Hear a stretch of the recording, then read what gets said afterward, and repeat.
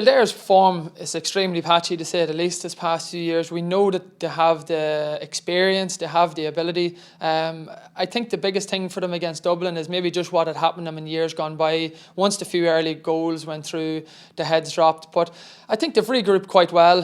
They've got a couple of good wins under their belt against Offaly and Longford, which again will help morale and confidence within the squad. I think from their own point of view now, they've just beaten Leinster teams this year, Laois in the Leinster Championship, and obviously the other two Leinster teams in the qualifier, so it's going to be a real step up in class. The only thing in their favour is they've come off the back of two good wins now, where they're going to be meeting a team who has just lost 6 days previous in a Munster final, and sometimes that can be very hard to regroup, but they will be going into that their game as underdogs. But again,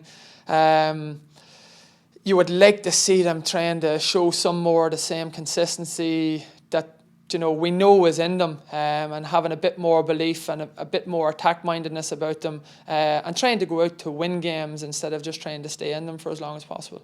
Cork's footballers have never been in doubt. I think that they're still up there in the top 6 to have an outside bet for competing for an All-Ireland. The physical thing is really irrelevant. The 6-day turnaround, that's not really an issue. The big thing is psychologically, because you're aiming for silverware.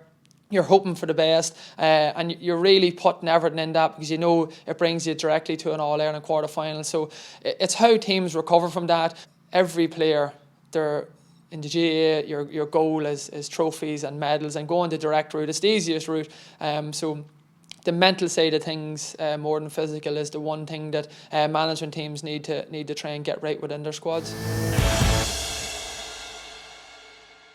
GAA, be there all the way.